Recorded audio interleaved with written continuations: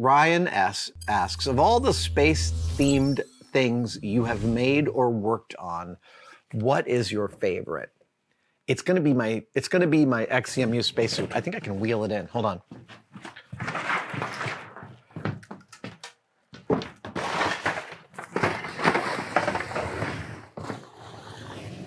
Yes, I can. Ah. Yes. Can you see it? Yeah, you can see it.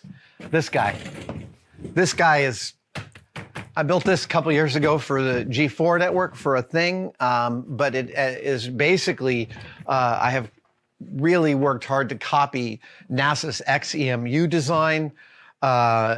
This is a substantive upgrade to the NASA suits that NASA is currently working on. In fact, this Wednesday, it is Monday right now. This coming Wednesday, NASA reveals its new Artemis suits, which I'm so excited to see what they've been working on. I don't have any inside knowledge.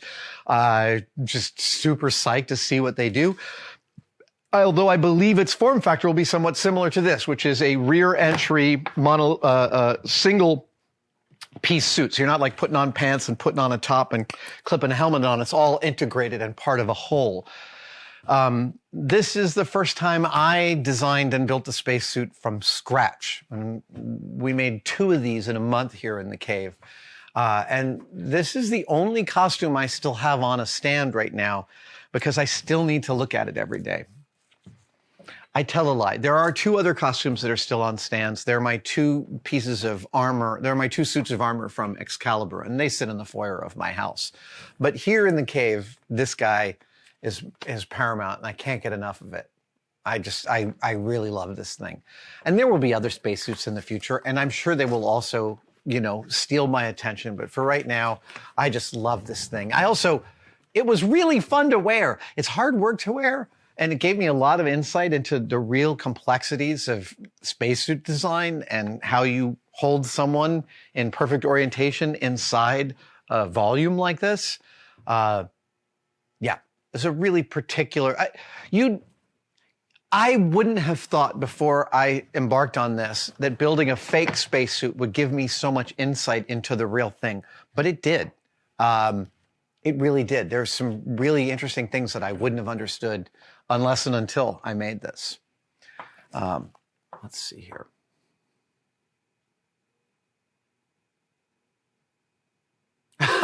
Mike R. asks, you've mentioned before that you've commissioned bespoke gloves. Oh, yes. I'd like to remake my favorite pair of leather gloves, but I can't find a glove maker anywhere. Can you share your glover? I'm not sure I love that term, but the person who makes all the gloves, and I'll show you some. Wait. What? Oh, here it is. The person who makes all my gloves, and they have made so many pairs of amazing gloves. Here's some Phase 4 interiors. Here's some brand new Gemini gloves. These are made by Linda Guaris, who is, I haven't even done a show and tell on these. I only just got them a few weeks ago. These are replica Gemini era NASA gloves that Linda Guaris turned out for me over the holidays. They have lights in the fingers and a battery pack here. I will do a detailed breakdown of these because I still got to make the wrist rings for these. And Linda is findable on Etsy under the store Like Linda. I found her because she makes the best Captain America fingerless leather gloves. And when I got them from her, I was like, whoever made these is a master of their craft and an attention to detail that is really rare and wonderful.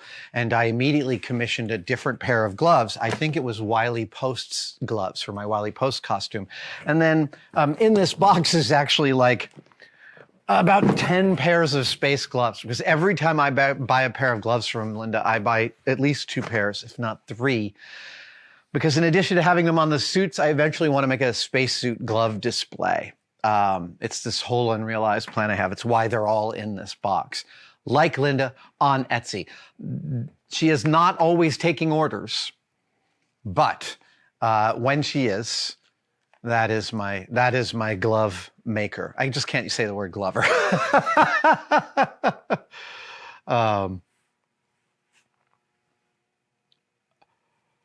Too Young to Feel This Old has also gifted tested memberships. Again, that's thank you to Too Young to Feel This Old for gifting memberships. I think every age after your middle 30s, you feel a little too old to feel this young. I think that's pretty clear. Dory Ownbay asks, are there times when you feel a computer-generated scene would have been better with models?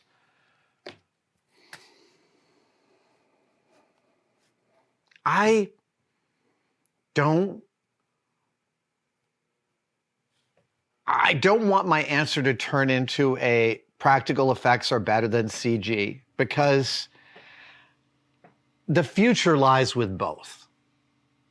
The future lies with both. I was talking to actually an A-list Hollywood director a few weeks ago who was saying, you know, even when they do it all practically, they still use some CG to clean up the practical effects. It's always going to be a marriage between those two. However, I've been going down the rabbit hole recently of watching a wonderful film YouTube channel called Cinema Tyler.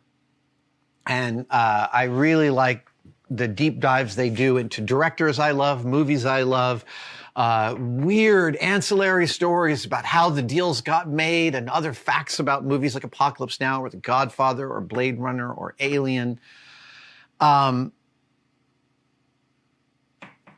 And why was I telling you about Cinema Tyler again? Oh, right, the CG versus practical. And it is just so hard to make something digital look that much better than a practical model. I really, really feel strongly about that.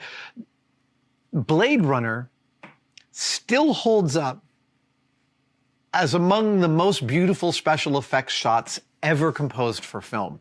And that's 1980. 79, isn't it? Blade Runner's after Alien. Right, Alien's first, Blade Runner's second. It's like 80, 81. 82, okay. So Blade Runner's 1982. That's 40 years ago now. 41 years ago. Why do those special effects look good? Because all of those effects are single generation in-camera effects, which is sort of the same way that Kubrick did all the 2001 effects, which is to say, instead of shooting two different elements and compositing them together by printing them onto a third piece of film, which is the much more cost-effective and reasonable way to do effects, the problem is you lose a generation each time you do that. In Blade Runner in 2001 and many other of my all-time favorite movies, the effects are all in camera. All of those things were burned onto a single piece of film with mats cut out so that each element could make it on as a first generation exposure onto the film. So the answer is I kind of almost always would rather have practical models as opposed to digital effects, but that is totally not cost effective. There's no way you could build Nowhere in the Guardians of the Galaxy universe as a complete shooting model. It would just be too big. That has to be a problem you solve with CG. By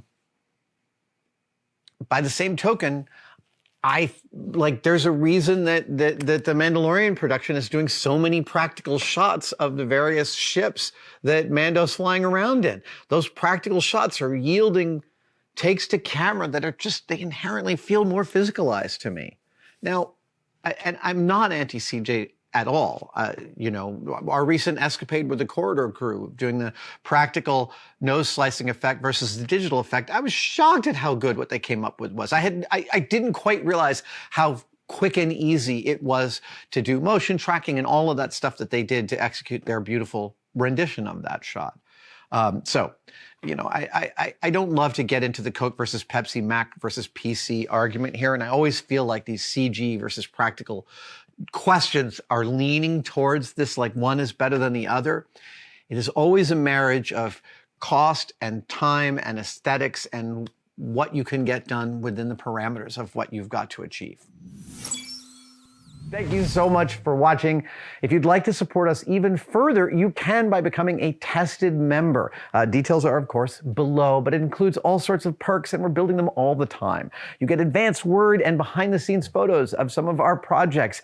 Questions, you get to ask direct questions during my live streams, and we have some members-only videos, including the Adam real-time series of unbroken, unedited shots of me working here in the shop. They are weirdly meditative. Thank you guys so much. I'll see you on the next one.